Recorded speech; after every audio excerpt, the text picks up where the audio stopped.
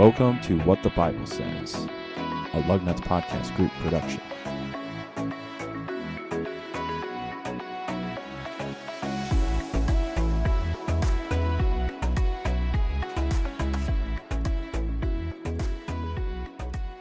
Hello, everyone, and welcome back to the podcast. It's not depression. We're not doing the depression book this week.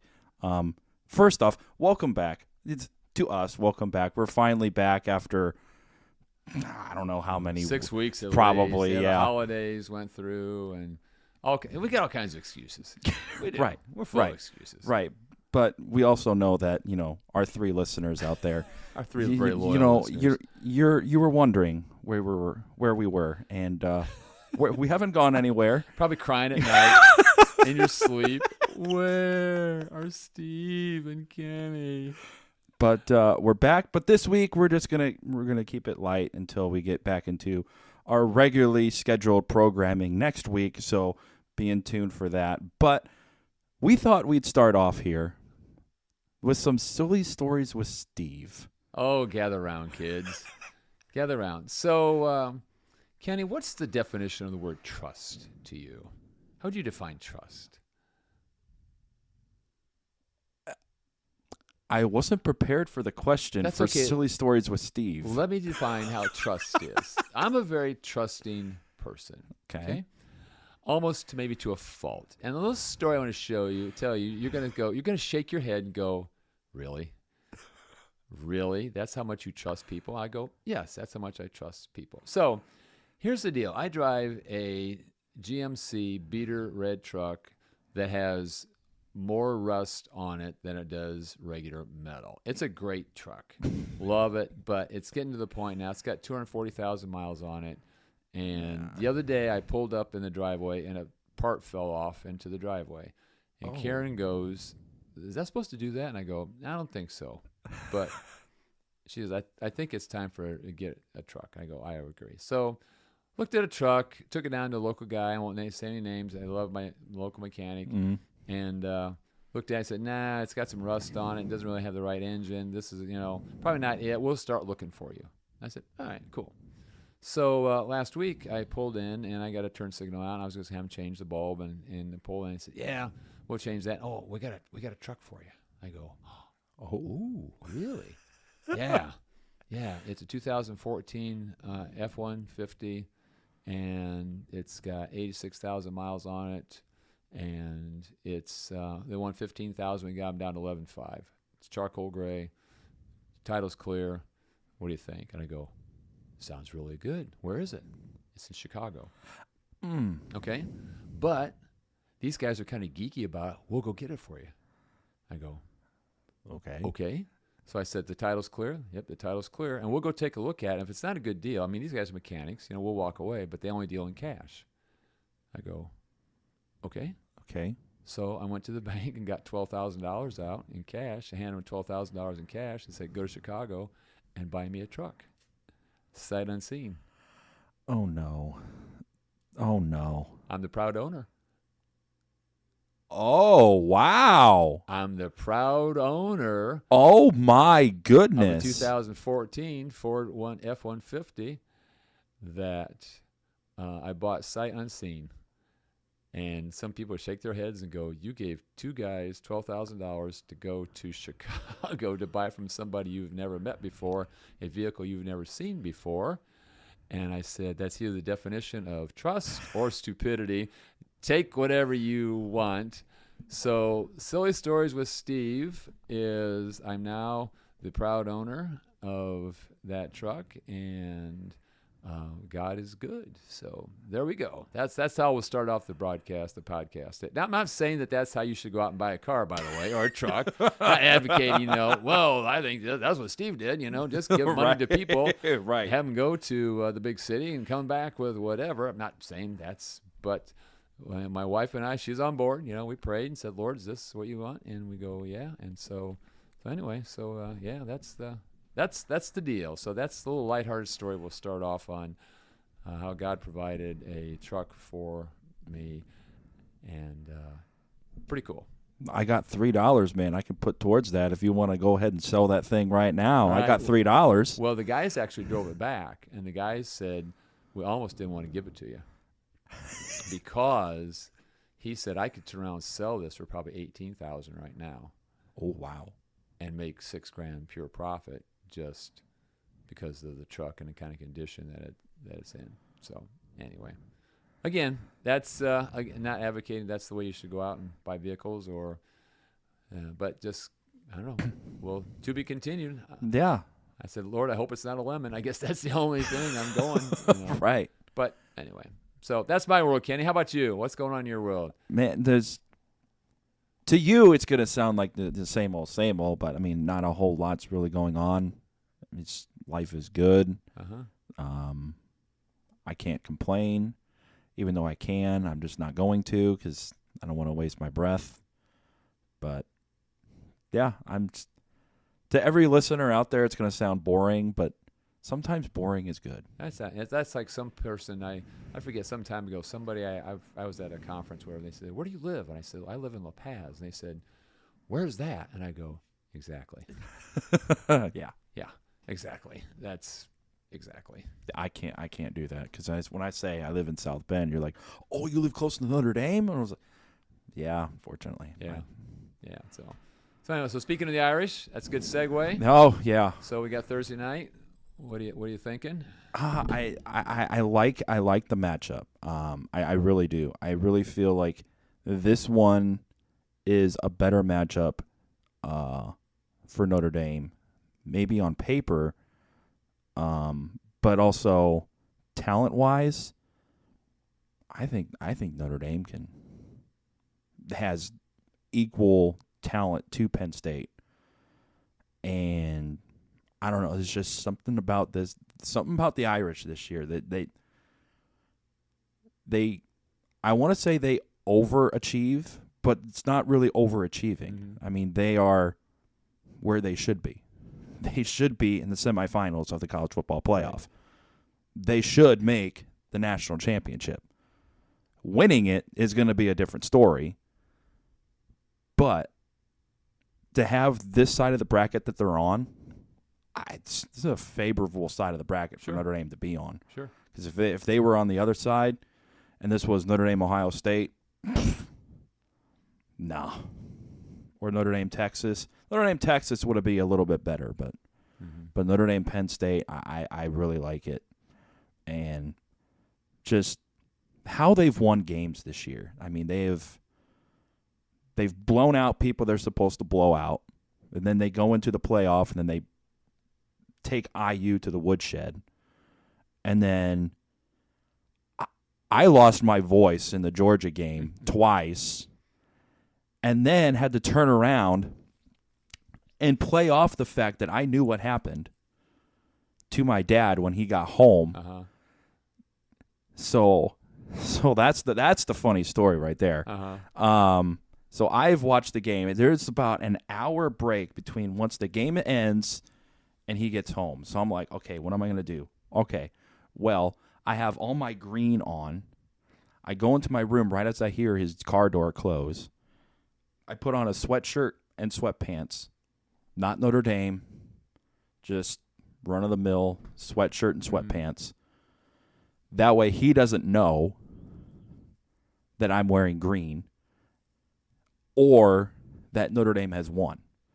So you start watching the game, and everything he kind of says, I'm kind of thrown back. Like, yeah, they should do this, or no, I think they should do that, or when there's a big play that I already know what happens. When there's a big play, I kind of go, yeah. Meanwhile, he's going all out. He's just going berserk. Mm-hmm. They get to the final sack by Donovan Heinisch. That final sack, I take off my sweatshirt and sweatpants because I still got all my green on. He's like, really? I was like, yeah, I'm not going to let you know. And I made sure to play it off like I didn't know what happened, even though I did. Sure. And so, yeah, that was a good son, man. Good for you, huh? Not spoiling it for Dad. That's nice. Yeah, and I was straight faced when when he came home, he's like, "You ready to watch the game?" I was like, "Yeah." Yeah. I kind of made it a little bit more kind of a negative sounding "yeah." Right. That way, he didn't know that Notre Dame won or all that stuff. So yeah, that was the funny story about Notre Dame winning against Georgia in the Sugar Bowl. But yeah, I really think Notre Dame has the opportunity to beat Penn State. I think they will. They have a shot to win the national championship. So what do they got to do to beat Ohio State? Oh, wow. Play the best game of their life and probably the best game that Notre Dame has ever played as a football program. Probably since 1973 when they beat Alabama in the Sugar Bowl to win the national championship. But that's a tall order because Ohio State, with their $2 million roster, is the best offense right now in college football. Hands down, far none the best offense in college football. Mm-hmm. Defensively, I don't know. Offensively, they could take a lot of NFL teams to the wire. I think everybody's still scratching their head at how did Michigan beat them. Well, I've been listening to this guy, and his name is Josh Pate, and he has a YouTube channel called Pate State. It's all about college football, and he was like, watching that game, Ohio State tried to play Michigan's game. They tried to run the ball between the tackles. They tried to out Michigan. Mm-hmm. And, well, they've tried that for 4 years. It hasn't worked. Mm-hmm. And then he also said, he's like, if they would have just played how they've been playing right now, they would have won. But he also kind of mentioned that Will Howard was having an off game that day, and that's why in the second half Ohio State elected to run the ball as much as they did and not pass the ball because of the performance of Will Howard. And their running backs were not playing that great either. But yeah, it's kind of a blessing in disguise on Notre Dame's part because let's say Ohio State would have won that, does Notre Dame now get the 8th seed? Mm-hmm. If they do that, well, then they have to play Tennessee. It'll be a tougher matchup for Notre Dame. Mm-hmm. And then you win that, then you got to play Oregon, who got dismantled by Ohio State, probably was the best team in college football until that point. Mm-hmm. Then you win that, then you got to play Texas. So it's kind of a blessing in disguise that Michigan beat Ohio State because that knocks them out of the Big Ten championship, and then Notre Dame just has to play IU and Georgia. But that's no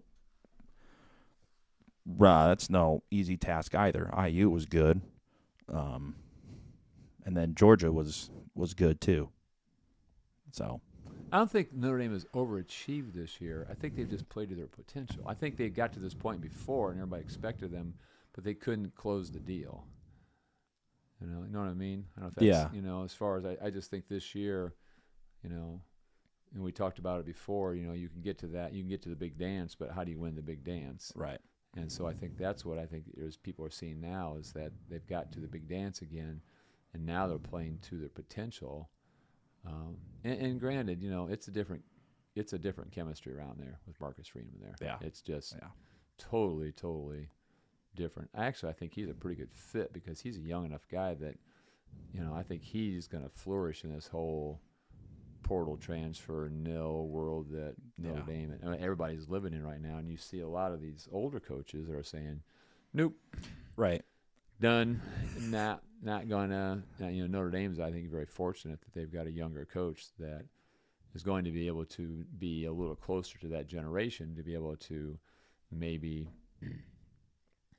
have a sense of how they feel and can connect with them better than some of these older coaches, which is too bad. The whole thing with, down in North Carolina, Oh my! that's just going to be like Belichick down in North Carolina. What is that all about? And is that just going to become like another NFL team down there? What I heard was he'll go a couple years, and then after that, the whole reality of the nil money and the portal transfer will just, now who knows? But Right. it's something. I think he's just looking for something new something to do, as opposed to just twiddling your thumb. Go do. How'd you pick North Carolina? Other than the fact it was open, I guess. Who knows? Well, I don't know. I can answer that. Oh, okay. His dad was a coach at Carolina. Oh, okay. So he's got Carolina ties. I So didn't yeah, realize that. So yeah, that's why he's at North Carolina. Okay. So weigh in on Bears head coach here. We'll switch from college to pro here. What are you thinking? What are you hearing? Nothing. I don't follow the NFL. Oh, all right. So I took us to the NFL. So yeah, I am not a NFL guy. I'll watch the NFL. I'll watch the Super Bowl. I do not pay attention to teams, though. I have not paid attention ever since they went all political, and I've taken my stance of I don't watch the NFL. I'll watch the Super Bowl. Other than that, I don't watch NFL games. I have a rooting interest in some teams. Right now, go Lions, since I have family up in Michigan. Other than that, I do not watch the NFL. Okay. Well, then we'll close that door. I open up that door. We'll slam that door right back shut. But I mean, if it's college football, high school football, basketball, I'm all ears for it. I don't watch the NBA, so if you were going to go down that rabbit trail, no, I don't watch the NBA either. I don't watch that. That's not me either. So, all right. Well, then I can't say how about them Bears. Sorry. How about them Cubs? Whatever. You can't say that around me. Sorry, Steve. So I'm a White Sox fan, unfortunately. Well, then tell me about your White Sox. No, they suck. Okay. Well, That's about all I got for you. so And they've any been off-season deals that they're making? they're making deals, but I don't know if they're the right ones. Okay. What they need to do is fire Jerry Reinsdorf needs to sell the team, and then focus on getting a winning franchise again, and then you can focus on getting a new stadium, and then you can focus on maybe winning a World Series again. Mm-hmm. Until Until then, no, you have no room to talk about. Oh, we need a new stadium. No, you don't. No, you don't. You don't deserve one. Mm-hmm. You're the owner has probably waited 10 years too long to maybe sell the team. He should. I got $3 right now, Jerry Reinsdorf. There you go. If you're listening right now, I got $3 because that's about all your franchise is worth right now. I'll buy the team, and I'm not promising anything right off the bat. We'll move it to La Paz. Oh, I'll move them to Indiana. Indiana deserves a baseball team. Professional. I'll move to Indiana. And I'll build a better stadium than the one they got right now. I got no money, so I'll be Jerry Reinsdorf. I got $3. We can, co-own the team. So I'll use your money to build the stadium, move, all that stuff. But when it comes to running the organization, sorry, man, that'll be all me. Sorry. All right. Well, we've rambled on here long enough. Probably about time to bring this to a close. Starting to just become just mindless chatter. Mindless chatter here. So, but it's good to be back. Yeah. On the air. So, you going to take us on out here? Yeah, I can take us out. So, again, tune in next week. We'll be back to the regularly scheduled programming. Probably what you were thinking was going to be today will be next week. Sorry, not sorry. That was this week. But, hey, when you get back from a long hiatus. You don't want to jump right back into. We just had to get rid of some emotional energy here. So it's all good. Yeah. So again, we'll be back next week with the depression book. But until then, see you next week.